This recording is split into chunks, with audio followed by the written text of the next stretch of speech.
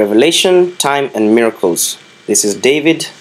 Thank you so much for your time and for coming here. So let's get started and sharing these wonderful materials. Now, let's look at a concept called revelation. It's a very interesting concept.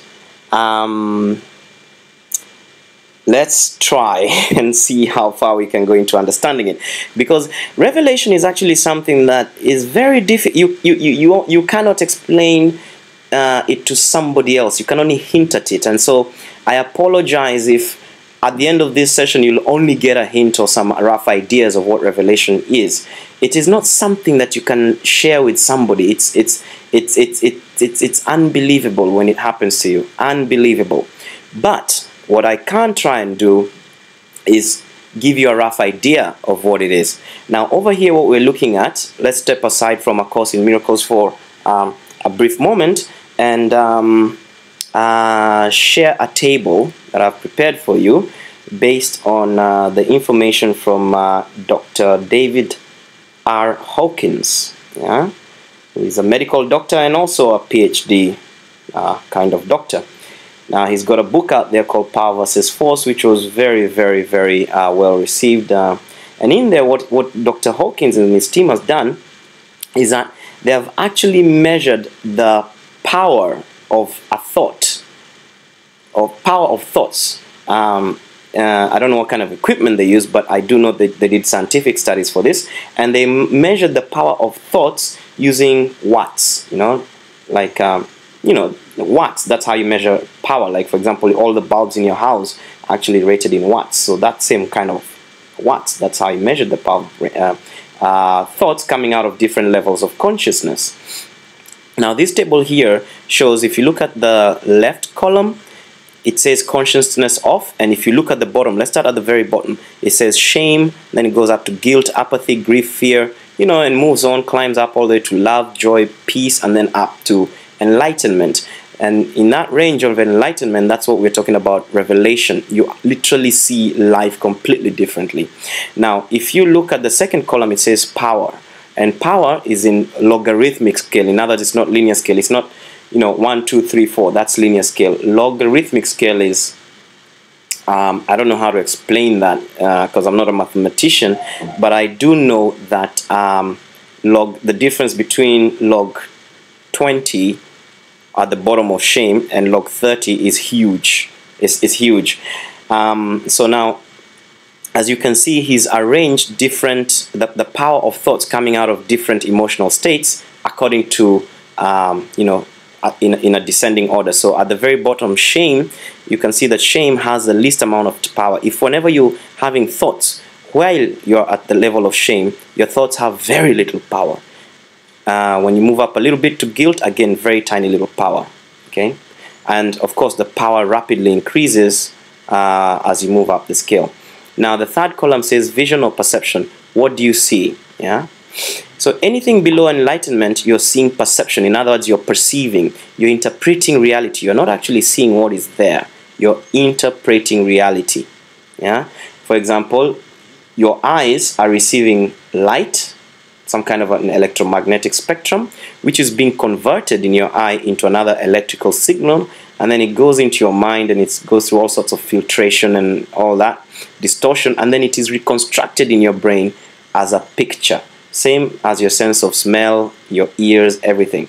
You're not actually seeing what's there. You're reconstructing and rearranging, and so that's perception. Vision is a whole totally different matter. Vision is something else totally. I'll try and explain my experience of revelation later, but I can guarantee you it's nothing like what you're looking at when you're in the state of perception, which is where we usually are. Even right now as I speak, I'm in a state of perception. Sanity of thoughts. Literally, when you're outside enlightenment, you're literally in a insane or partially insane level. I mean, think about it. Whenever you're in panic, when you're angry, you do some crazy stuff. That is insanity. When you're afraid, you act, you hide, you don't take action, you live in a fantasy world where you're under attack. That is insanity, basically, So the only point where you actually have sanity is again at the level of revelation. Mind process is the final column on the table. At the bottom levels, you see it says infrequent or no reason, then it goes up to reason. So from around love and joy, you have the reason, you can reason basically. But then at the very top there, where you have enlightenment, you have complete knowingness. You don't even have to use logic or reason. You have complete knowingness on levels that are unbelievable. Again, I'll try and share my experience in a moment. Now, if you look at the other two tables on the right, I just put those two there just to give you an idea of how different these power levels measurements here are one from each other. So, for example, over there it says level of consciousness 100, and if you look at the actual microwatt measurements that Dr. Hawkins' team did, those numbers just look crazy, isn't it? Just by looking at them. It says log 10 to the power of minus 800 million. Okay? And then that's for the level of consciousness of 100, which is fear. Okay? Now, if you go up to the level of 500, which is love, we're talking the microwatt, the power measurement of the thoughts at that level, with according to Dr. Hawkins' equipment, we're looking at log 10 to the power of minus 35 million. So the numbers are vastly different. Any mathematician who knows how to use log calculations will tell you that those numbers are a universe apart. They're not even close. It's a universe apart. I mean, the number of zeros that we're looking at is even more than those 800 million you see over there. It's crazy. So again, for the sake of comparison, the second table on the right shows the comparative power of one person at level 300, which is roughly neutrality or willingness, is the same as 90,000 people at the level of anger and below, for example. Or take 12 people at the beginning of enlightenment. 12 people at level 700, which is enlightenment, have the same thought power as one person at the level of the higher level of enlightenment. Okay? Or let's take one person at enlightenment, which is like one person at the level of 700, which is the beginning of enlightenment, has the same amount of power, thought power, as 70 million people below the level of courage. So anything below the level of courage, 70 million people who are in the levels of fear, for example, have the same collective thought power as just one person at the level of enlightenment. So you can see how things, I mean, the power ranges of different states of consciousness is so vast. Okay. Now, continuing on this table, real quick, let's not spend so much time on this page. You find that now we have a few more columns. If you look at the third column, it says views God as, and I'm using the word God here, but you can use the Creator or Allah or whatever you want to use. At the very bottom, whereby you have shame and guilt, in that state, you see God as somebody who's vindictive or condemning or punitive and so on, going up. And in higher states, such as the state of love, you view God as loving. And it goes up, whereby you view God as one with all being, and then all the way to you and God are one. Of course, the creator and the created. So one is the sonship and one is the fatherhood, you might say, but still, one. Then there's the other column says views life as. Again, if you look at this table and you start at the very bottom, shame. If you're in a state of shame, life is miserable. If you're in a state of guilt, life is evil. And it goes up like that: hopeless, tragic, frightening, and all that. And once you cross into courage and neutrality, life starts becoming hopeful, complete, perfect. Life is perfect in a certain state. So, as you can see, the worldview does really change based on your state of consciousness. And this is why we're doing this miracle course, because the point is to drive you up there to the top levels. Now, emotion What is your emotional state at the different levels of consciousness? Again, at the very bottom starts with humiliation and blame and despair, anxiety, and goes all the way up to understanding, reverence, serenity, bliss, and then the life process. Yeah, at the very bottom, shame starts with elimination, destruction, and it goes all the way up to pure consciousness. So as you can see, there is a very definite, specific point to this cause. The point of miracles is to take you to the experience of revelation. That is what miracles are there for. Now, what is a revelation? A revelation is a full comprehension of the true nature of reality. It has been called awakening, enlightenment, Christ consciousness, spiritual illumination, peak experience. Abraham Maslow actually called it a peak experience. I think many of us are familiar with Maslow's triangle of needs. What we're not familiar with is that Abraham Maslow actually did have revelation, and to him he referred to it as the peak experience, and he wrote a great deal about that. But you usually don't find it out there, but it's there.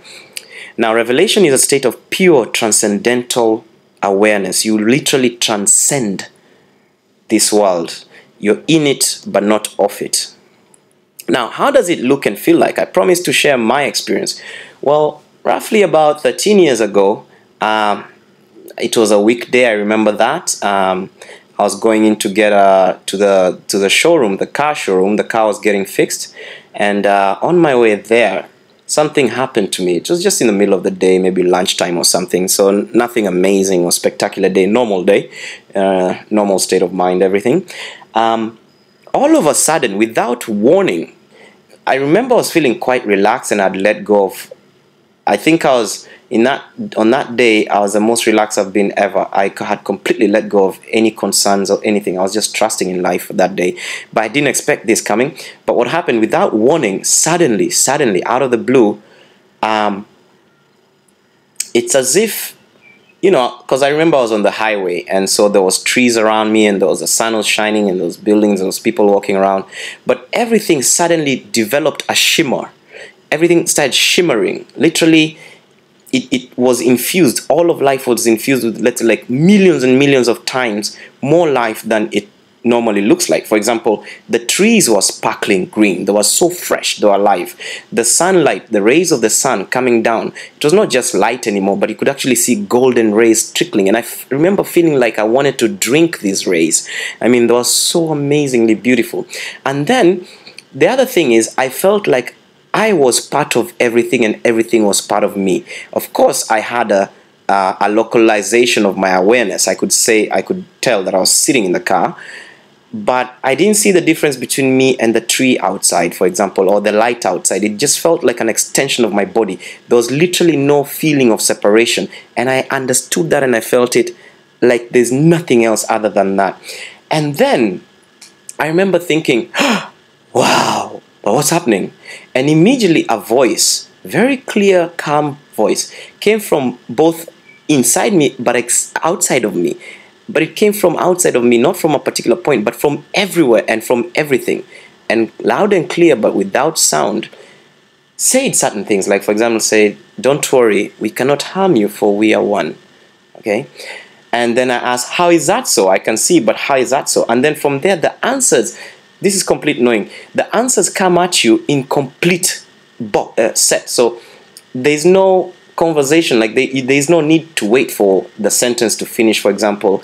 There's no need to, you're not going to get incomplete information that then you need to ask another question about. Everything comes complete, always complete. But there was a feeling of such safety and bliss and love, and it was just the most awesome thing I've ever experienced in my life.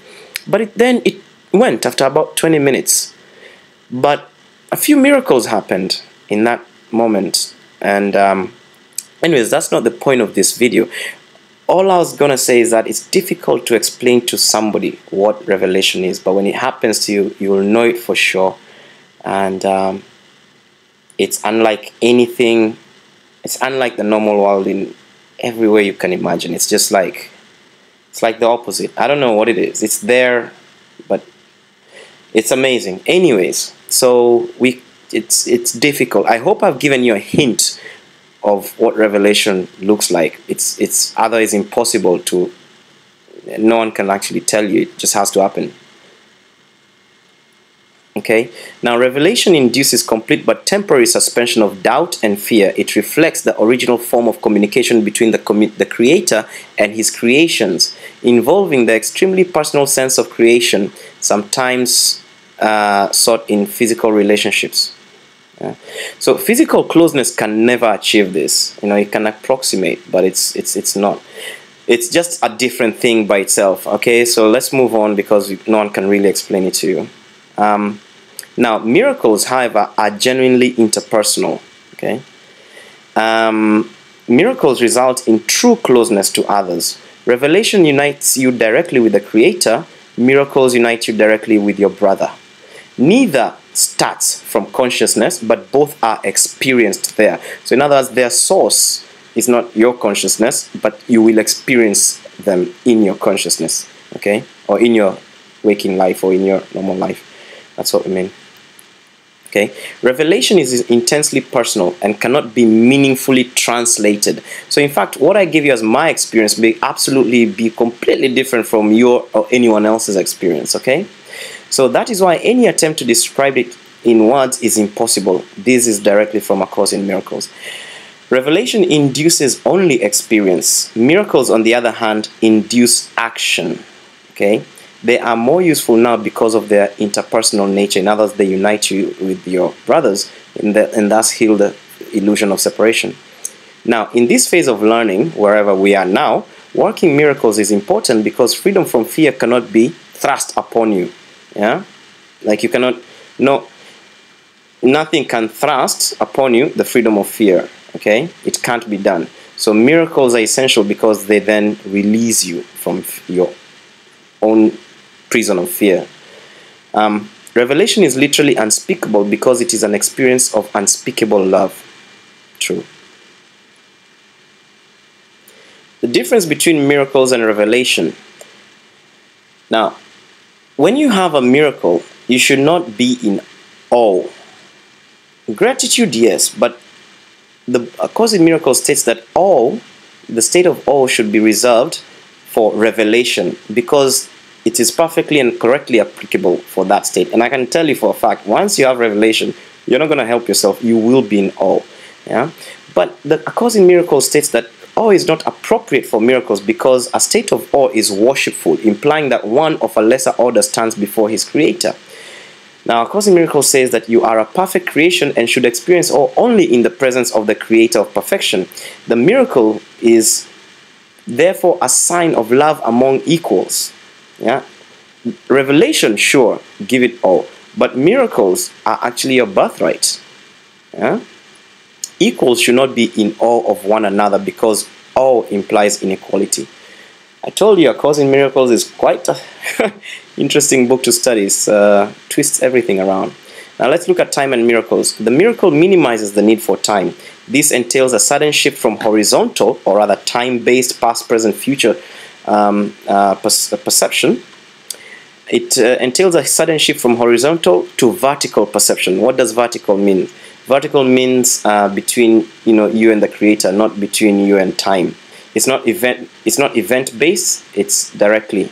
Do you understand what I mean? It's you are the created and you have the creator. So that's vertical. Horizontal means past, present, future. So it's a shift from horizontal to vertical perception. So this introduces an interval from which the giver and the receiver both emerge farther along in time than they would otherwise have been.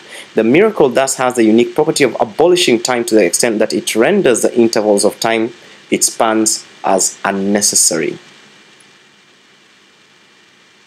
There is no relationship between the time a miracle takes and the time it covers. The miracle substitutes for learning that might have taken thousands of years. Okay? It does so by the underlying recognition of perfect equality of giver and receiver on which the miracle rests. The miracle shortens time by collapsing it, thus eliminating certain intervals within it. Isn't that exciting? It does this, however, within the larger temporal sequence. So it will eliminate intervals of time, but it's not going to eliminate all of time for you. So the miracle will happen within the larger time. In other words, like say for example, within your life, the time that your life takes, within there you'll have miraculous instances where time has been collapsed, okay? So thanks again for your patience and your time, and I hope this was useful. Once again, please, most important, share this video with as many people as possible, so that we, the more people we have sharing this material, the better. And of course, ahappypocket.com is where the full series of videos and course materials are, including the original text. Plus, we have the community for the discussions and everything. Once again, thank you very much. Bye.